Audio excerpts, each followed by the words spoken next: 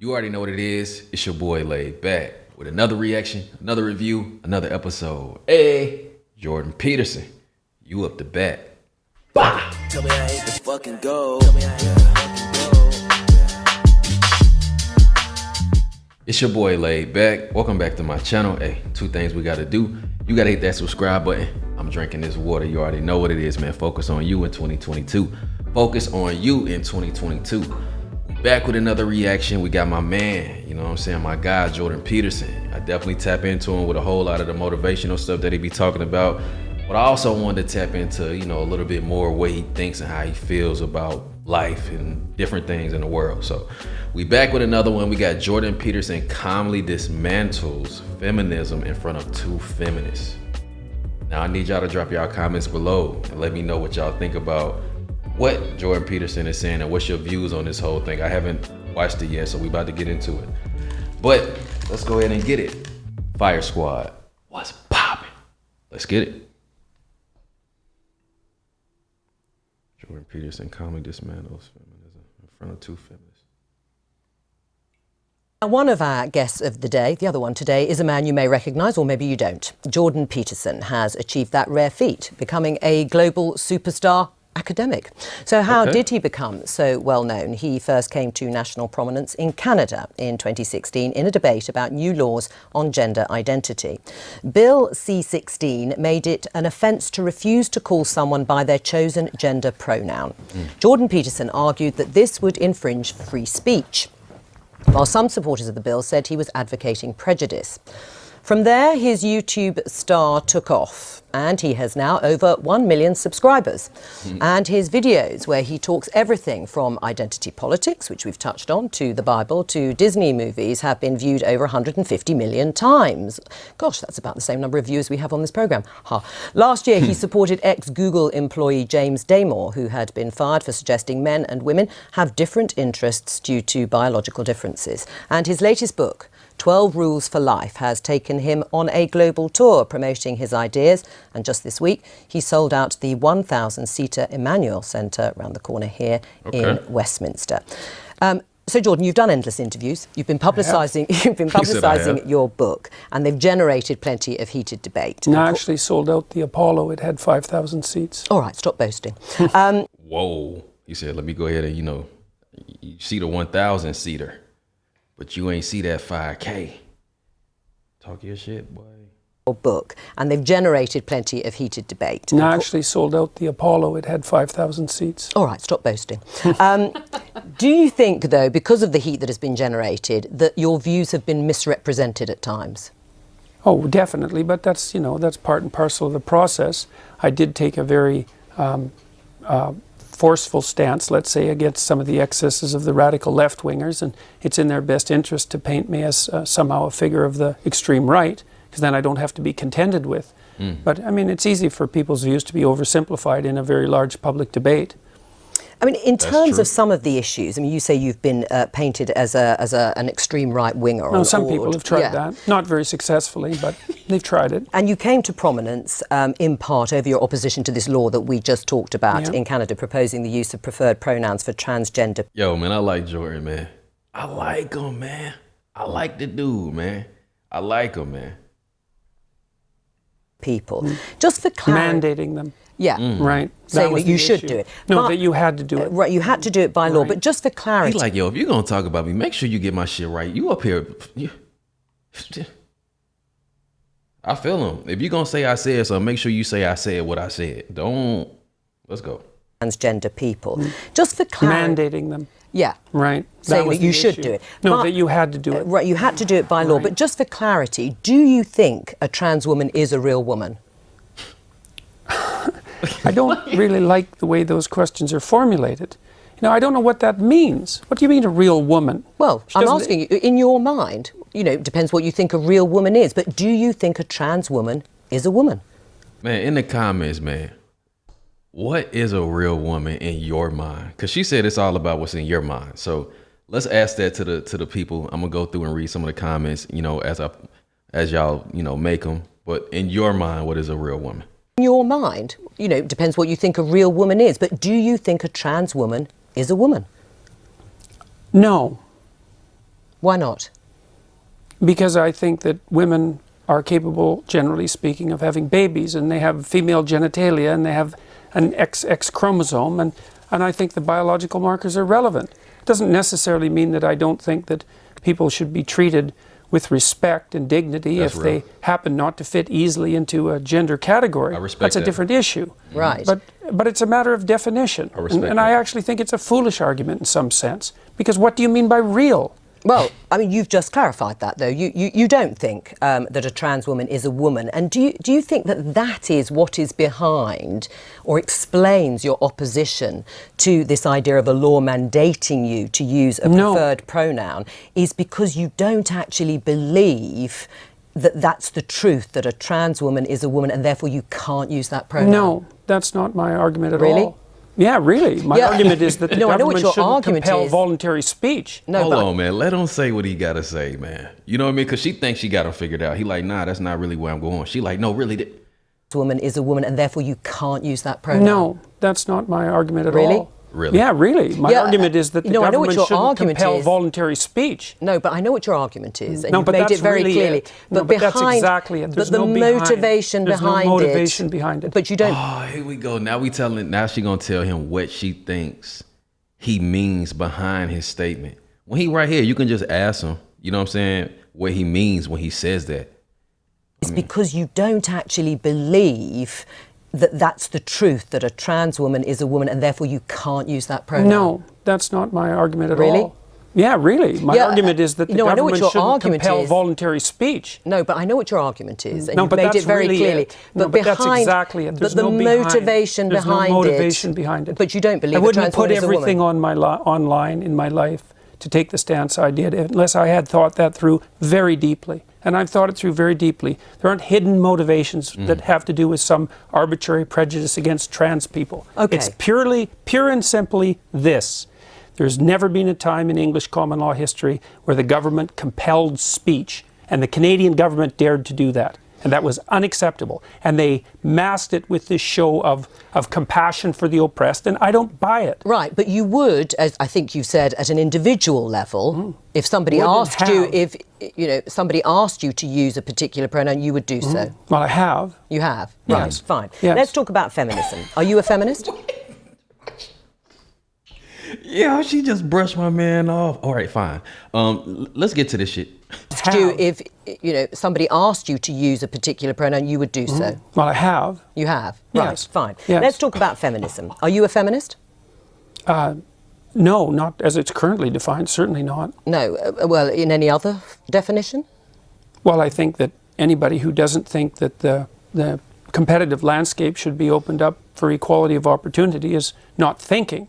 And so everyone's interests are better served if people have as equal access to opportunity to display their talents and to manifest their talents in the world as possible. So in that sense, certainly. But feminism now, and this is why it's so deeply unpopular, a very small minority of women in the UK identify as feminists. And the reason for that is it's primarily become an ideological weapon. And it's an ideology that I detest, actually, the ideology that it's associated with, collectivist ideology. Right. I mean, okay, and that's your view about feminism. Aisha, are you a feminist? Oh, absolutely. I'm a very proud feminist. And when I was a special advisor in government, I worked on women and equality issues. And I was very proud, actually, of a piece of legislation I got on the statute book with my former boss, Harriet Harman, the Equality Act. In 2010, which strengthened our anti-discrimination laws. And I fought very hard to get more women into public life, into the Labour Party. And I'm very, very proud of being a feminist, hence my pink dress. Oh, well, all right. Obviously reverting to type then in the pink dress. Absolutely, well. You would like men to regain or reclaim their strength physically, mentally and morally. Is that broadly correct? I would say morally, fundamentally, but I think the other things go along with that. Right, and if that But it isn't men precisely who I'm speaking to. It's people. I'm a clinical psychologist. That's what I like. He like, look, I'm not just talking about men need to do this. I'm talking about people as a whole. It would benefit people as a whole. You would like men to regain or reclaim their strength physically, mentally and morally. Is that broadly correct?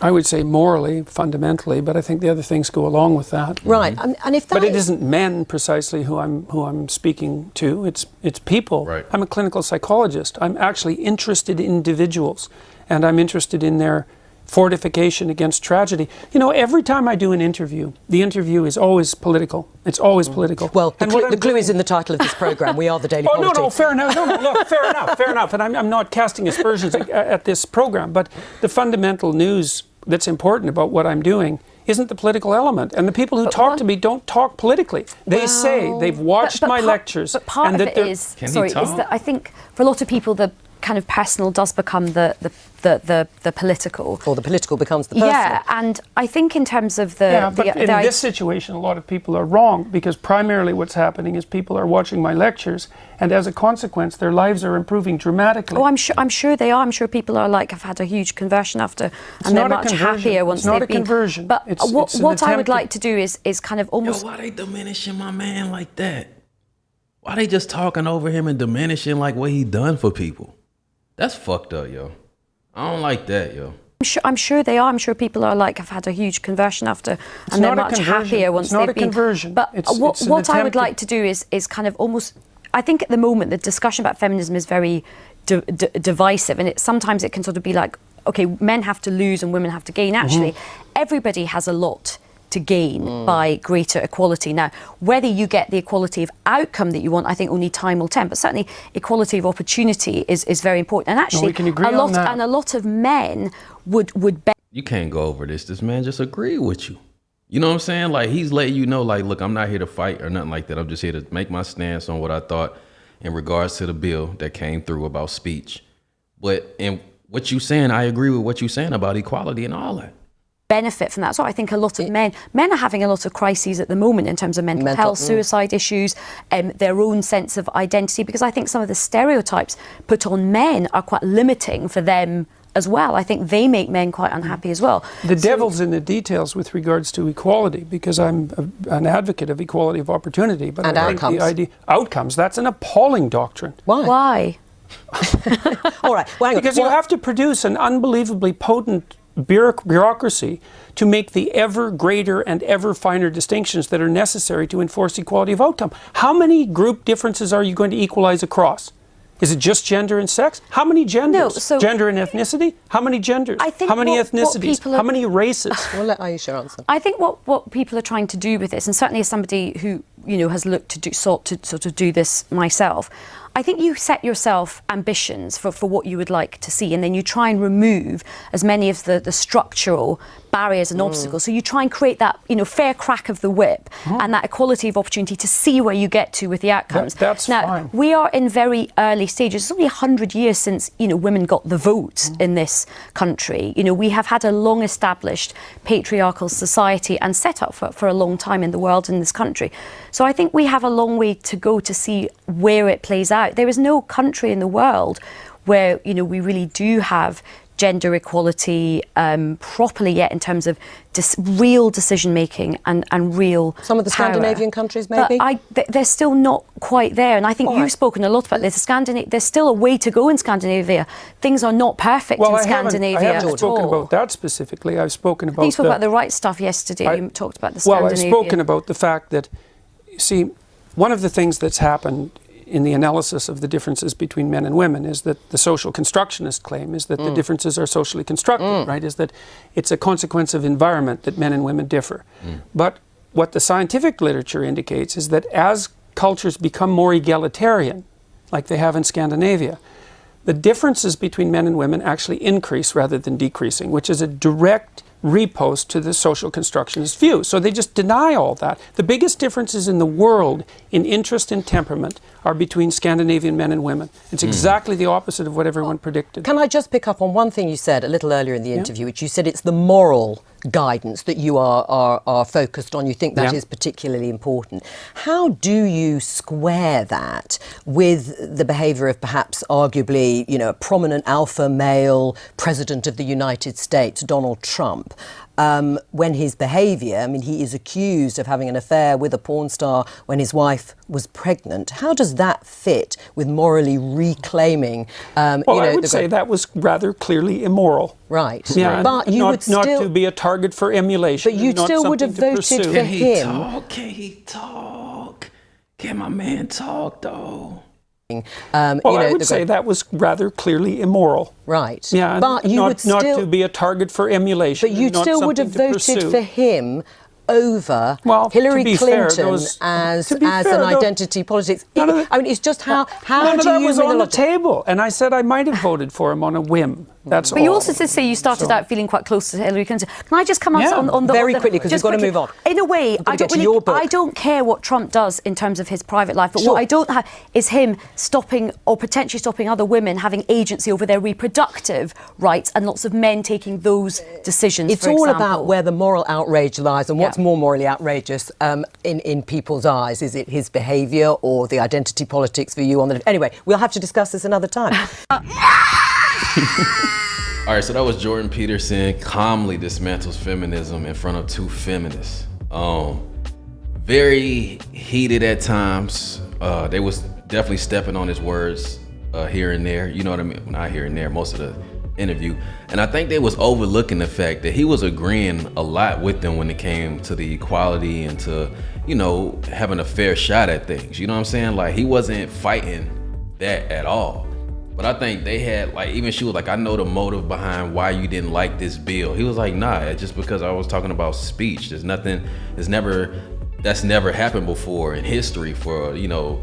And she was like, well, nah, I know what you mean and he was like, nah, that's it exactly, and that's it. I think sometimes people have their own agendas and their own motives of how they want, you know, how they perceive what you said, when all you got to do is ask the person that said it, and be willing to be open to hear, to understand, and not here to respond. You know what I mean? It was a lot of that, like just responding over him and not really taking what he said and, you know, belittling him in certain ways and stuff like that. I felt like he handled that well, because they could have really got under his skin and he could have really, you know, been a little bit more aggressive with his opinion, but he was calm, you know what I'm saying? And he was handling it properly. He didn't lose his head. So I definitely like that. But y'all let me know in the comments, man. Drop your comment below. Till next time, self-love and positivity, Fire Squad. I got you and you know it. Hey.